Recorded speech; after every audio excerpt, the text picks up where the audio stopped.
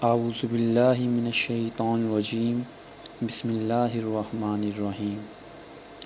ایک دفعہ کا ذکر ہے کہ سامان سے لدا ہوا ایک بحری جہاز محو سفر تھا کہ تیز ہواؤں کی وجہ سے وہ الٹنے لگا۔ قریب تھا کہ جہاز ڈوب جاتا۔ اس میں موجود تاجروں نے کہا کہ بوجھ ہلکا کرنے کے لیے کچھ سامان سمندر میں پھینک دیا جائے۔ تاجروں نے مشورہ کر کے طے کیا کہ سب سے زیادہ سامان جس کا ہوگا وہی پھینک دیں گے۔ جہاز کا زیادہ تر لوڈ ایک ہی تاجر کا تھا۔ اس نے اعتراض کیا کہ صرف میرا سامان کیوں پھینکا جائے گا؟ سب کے مال میں سے تھوڑا تھوڑا پھینک دیتے ہیں۔ انہوں نے زبردستی اس نئے تاجر کو سامان سمیت سمندر میں پھینک دیا۔ قدرت کی شان کہ سمندر کی موجیں اس کے ساتھ کھیلنے لگیں۔ اسے اپنی ہلاکت کا یقین ہو گیا۔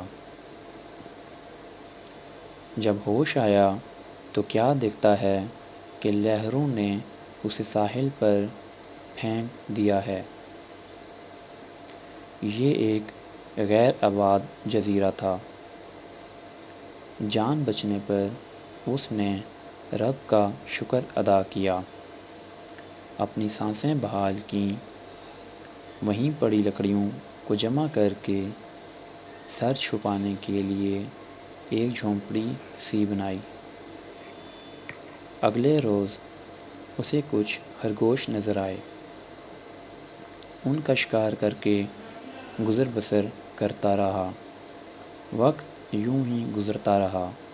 ایک دن ایسا ہوا کہ وہ کھانا پکا رہا تھا کہ اس کی جھونپڑی کو آگ لگ گئی۔ اس نے بہت کوشش کی پر اتنی کوششوں کے باوجود بھی وہ آگ پر قابو نہ پا سکا۔ اس نے زور زور سے پکارنا شروع کر دیا، تو نے مجھے سمندر میں پھینک دیا۔ اے اللہ، میرا سارا سامان غرق ہو گیا۔ اب یہی جھونپڑی تھی میری کل کائنات، اسے بھی جلا کر راکھ کر دیا۔ اب میں کیا کروں گا؟ یہ شکوہ کر کے وہ خالی پیٹ سو گیا۔ صبح جاگا تو عجیب منظر دیکھتا ہے کہ کشتی ساحل پر لگی ہے اور ملاح اسے لینے آئے ہیں۔ اس نے ملاحوں سے پوچھا کہ تمہیں میرے بارے میں کیسے پتہ چلا؟ انہوں نے جو جواب دیا اس سے تاجر حیران رہ گیا۔ ملاحوں نے کہا کہ ہمیں پتہ تھا کہ یہ جزیرہ غیر آباد ہے، لیکن دور سے دھواں اٹھتا ہوا نظر آیا تو سمجھے شاید کوئی یہاں پھنسا ہوا ہے جسے بچانا چاہیے، اس لیے ہم تمہارے پاس آئے۔ پھر تاجر نے اپنا پورا قصہ سنایا تو ملاحوں نے یہ کہہ کر اسے مزید حیران کر دیا کہ جس جہاز سے تمہیں سمندر میں پھینکا گیا وہ آگے جا کر غرق ہو گیا۔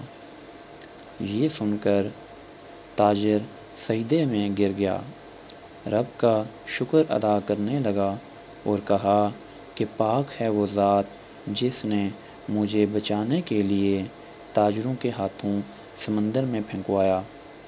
اپنے بندوں کے بارے میں وہی زیادہ جاننے والا ہے۔ حالات جتنے بھی سخت ہو جائیں دوستو، اللہ کی رحمت سے مایوس نہ ہوں۔ ہر حال میں اپنے رب پر بھروسہ رکھیے۔